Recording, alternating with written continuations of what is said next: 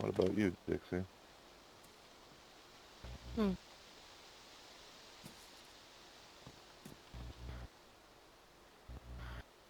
Where? Well, what are you doing? Where are you going? I suppose should go find a well and fill up this canteen and make a little bit travel smarter. I And don't then think there's a next well step in from this there. town. Well, I believe the closest well is probably over west in Sinistock.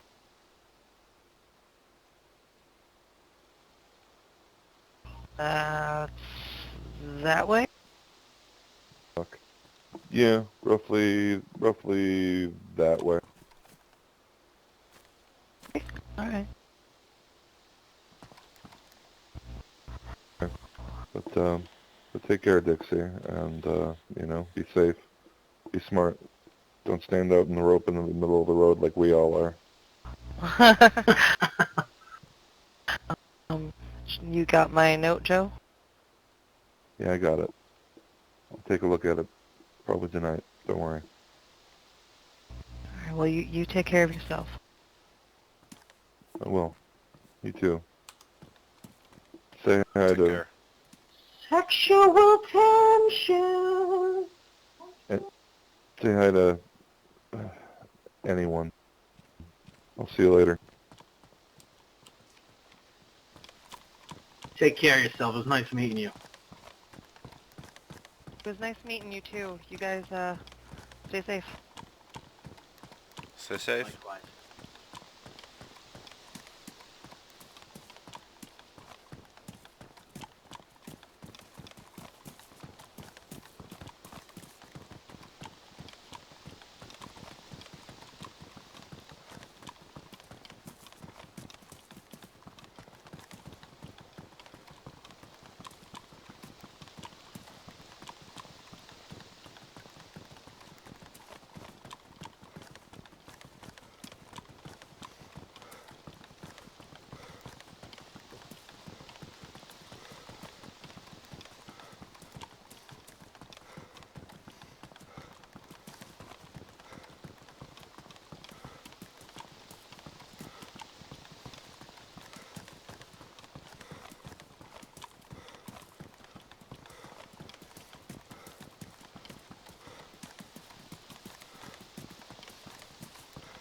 Hey, John. Yes, sir.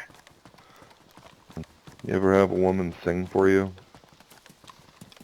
I've had a lot of people sing for me. I don't know if it's any women, though. That's usually with the gun against their head.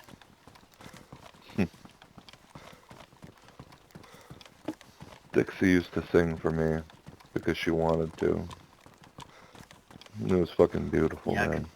could cut the sexual tension over there with a knife. Holy fuck.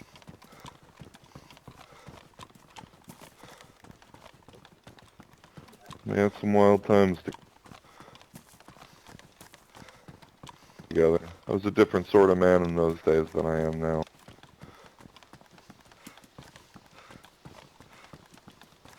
When I knew Dixie, I was just finishing with my bandit days. Before or after the world ended. After.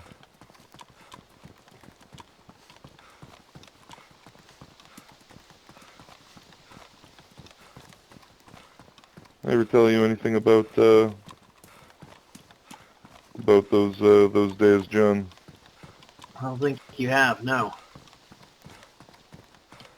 Well, I was part of the UN peacekeeping forces that came over here in the wake of that civil war, and as the disease started to just start popping up and being something worth worrying about. And, well, you know how bad it got. And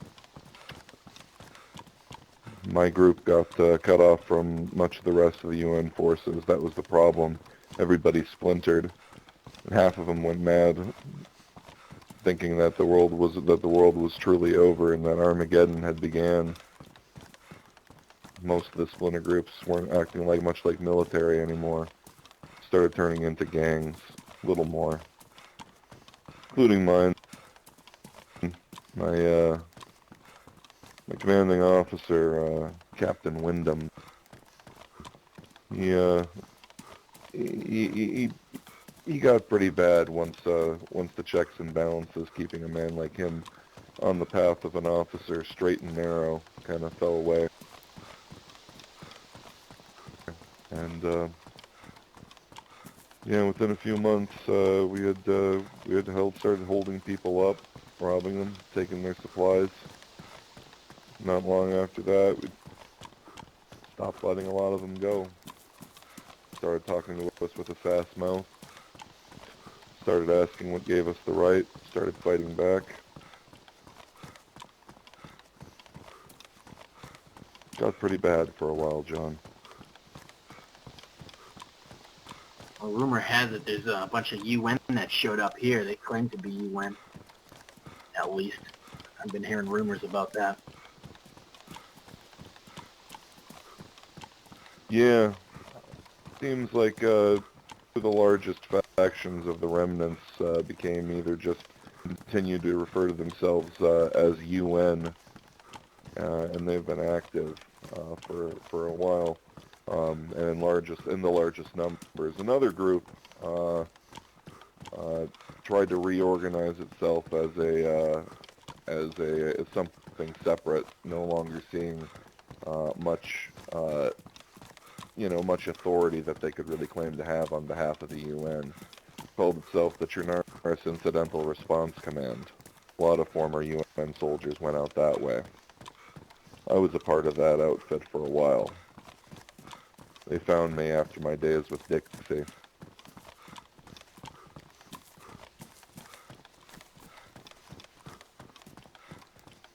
That's interesting.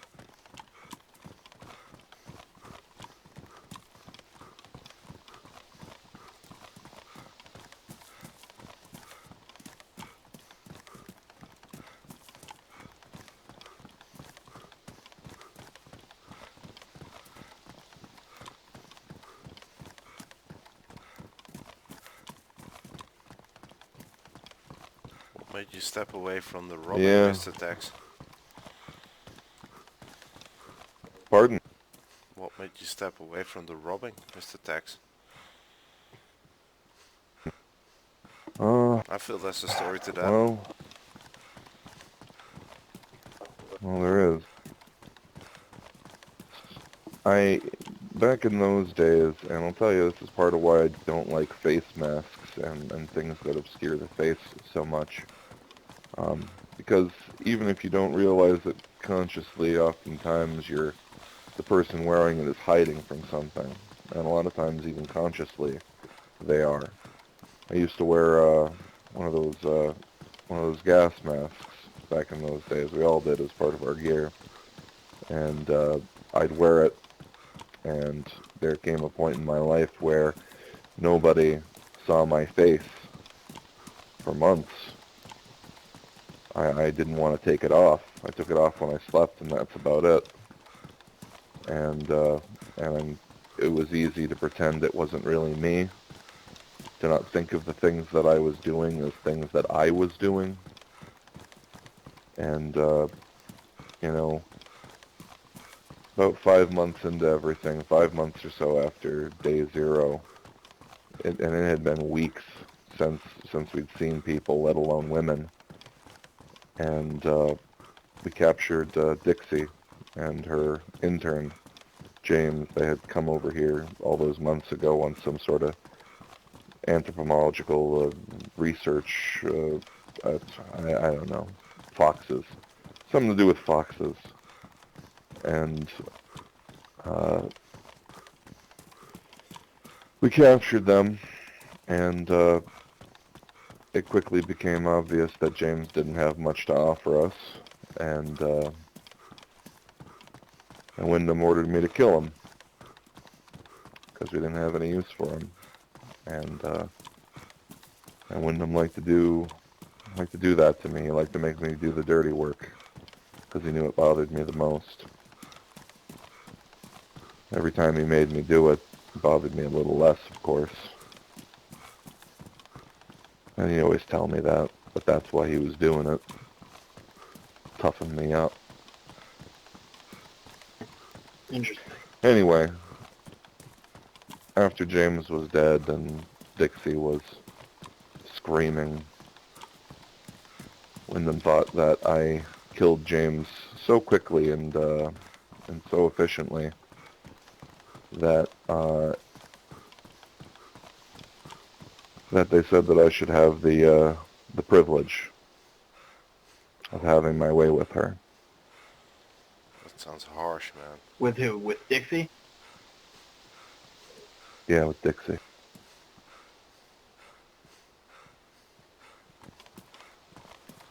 Well, did you? Jesus, But, you didn't ask him that. But yeah, as I stood there, having that as my order, and looking at her and those eyes,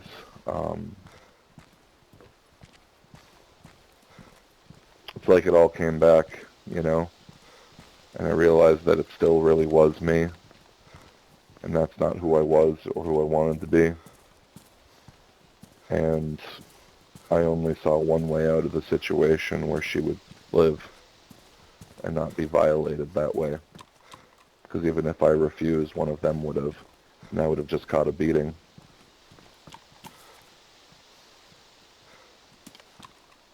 So I killed them. Sounds like You justice killed to the me. guys that told you to rape her.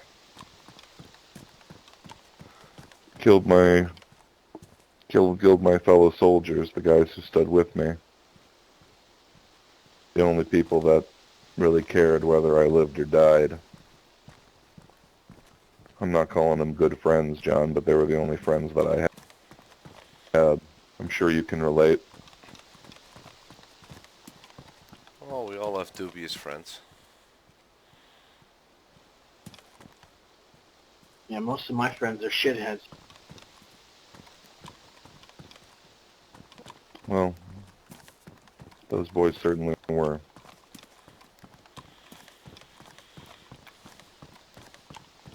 And, you know, the truth is that I stood by while they did terrible things for a long time before that. And unfortunately, I couldn't find it within me to stand up against that until they were trying to make me be the one. And, So did he so rape yeah, her or not? I that don't was kind of the remember. breaking point. I killed all the other bandits I was bandits with, and there was a woman who I had saved. And, I mean, it's funny. Did he give her the Dixie? I've gotten so used to leaving out the detail about this that I do it so naturally, but technically speaking, I didn't kill Wyndham. I shot Wyndham with the last few bullets I had in my CR-75.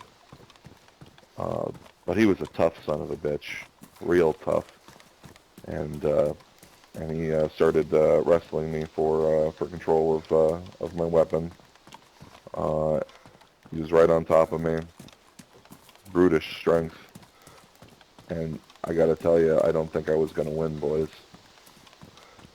And then I heard this wet crack, and depending on the severity of the bar fights you've probably heard something like this before.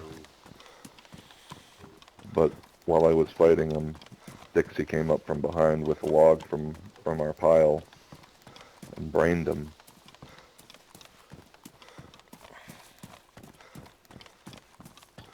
Nice. Shit is hard to get out of your clothes, man. You ain't kidding, brother.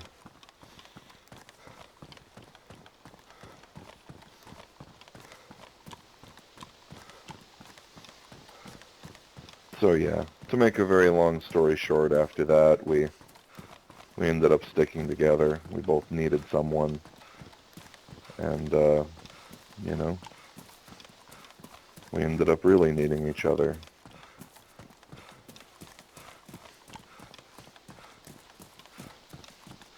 Well, good for you.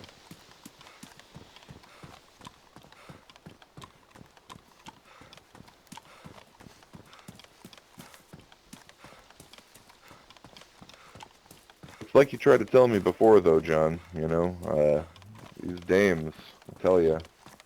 They get stuck in your head, get you all confused, thinking about a bunch of bullshit that doesn't really matter. That's how you get yourself killed. It sure is.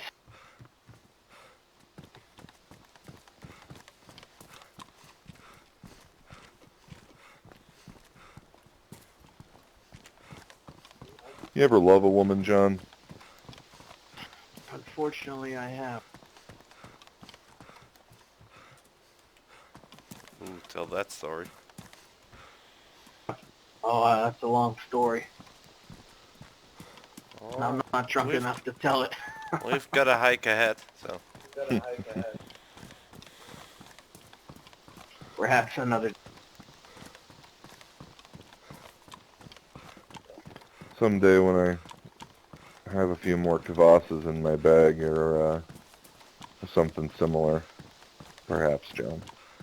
Day. We need something stronger than that.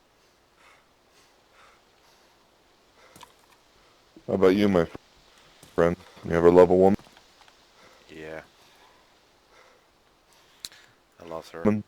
A man has not truly lived until he has loved a woman. Oh, I loved. I had, and she left. That's how it goes, man. Yeah. Dixie left me, man. Left my ass in Svetlayarsk. Oh. So that's the second part to your story. There is.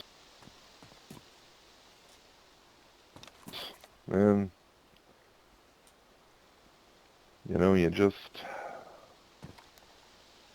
all had some dark days since day zero, you know? And as beautiful and as passionate and, hell, as fucking sexy as those days were, they were a fucking nightmare, man. They were a nightmare. I was in bad shape. I'm an alcoholic, you know, and a lot of guys will tell you that they're former alcoholics, but I'll tell you that there's no such thing.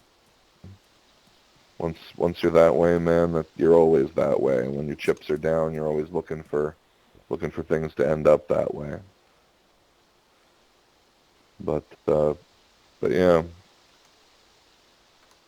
Now, John, don't be pissed about this, man. I mean, it wasn't yours when this happened, obviously, but when we left Svergino after burying the bodies, we headed east, and we were looking for a place to stay. And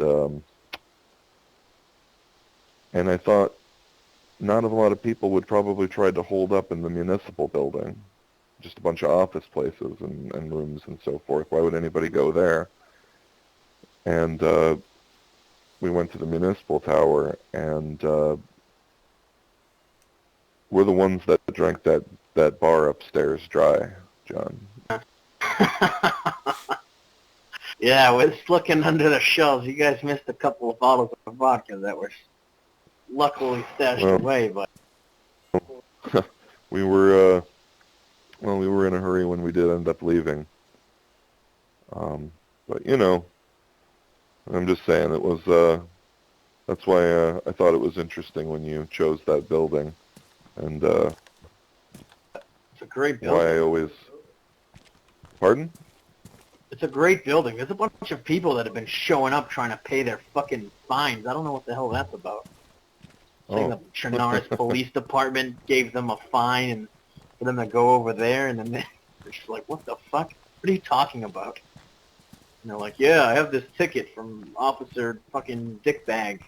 Said to come here and pay fines. I was like, I don't know what you mean, but no fucking office building here. This is a clubhouse.